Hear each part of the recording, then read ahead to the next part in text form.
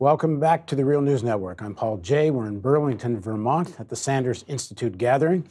And joining me now is someone who needs no introduction, Senator Bernie Sanders. Thanks for joining us. Thank you, Paul, and thank you for the great work that Real News is doing. I appreciate it. Thank you. Right now, you're very focused on your resolution on Yemen. Yep. Something verging on genocide going on. Yes. The Saudis' intervention there. Talk about the resolution and what you hope to achieve. Well, it's not just me. We're working with the conservative Republican Mike Lee of Utah. Chris Murphy of Connecticut has also played a very good role. What we have managed to do, what we did last week, is for the first time use the War Powers Act to move forward to stop a horrible, horrible war.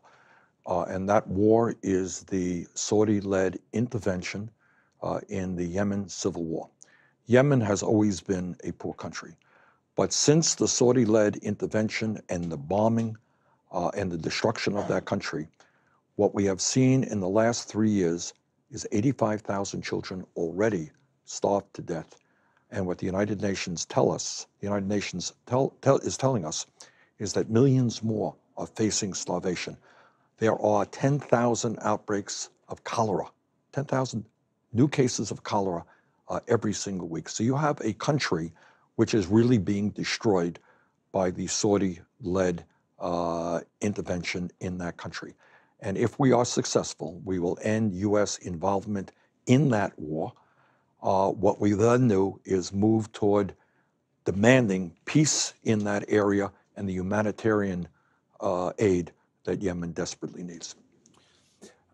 The U.S.-Saudi alliance, if that's the word one could call it, is an underpinning of a whole strategy of the United States has had since World War II in the region, allying with essentially a fascistic dictatorship that gave us the Al-Qaeda, gave us the Taliban, gave us the radical Islamic radicalization of Pakistan, on, including perhaps 9/11, because there's including senators who think the Saudis were directly involved in 9/11.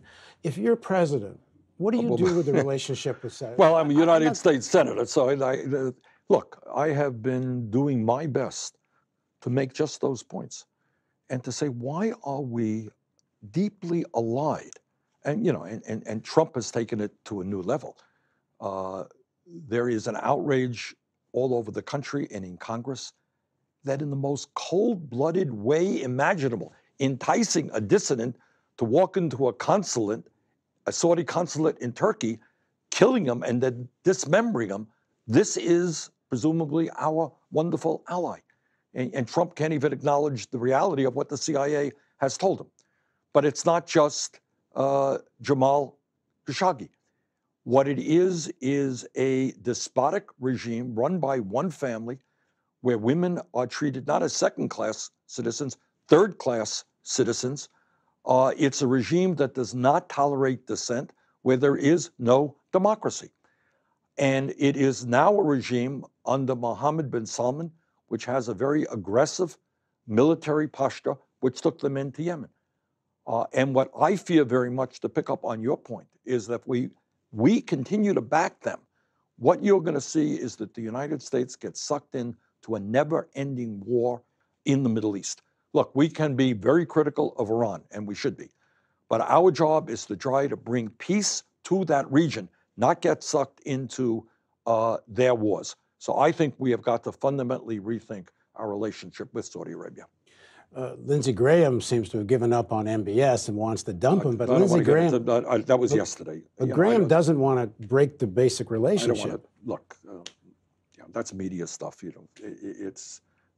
Look, as you indicated, this is a despotic regime, all right, which is responsible for enormous destruction in the very impoverished country of Yemen.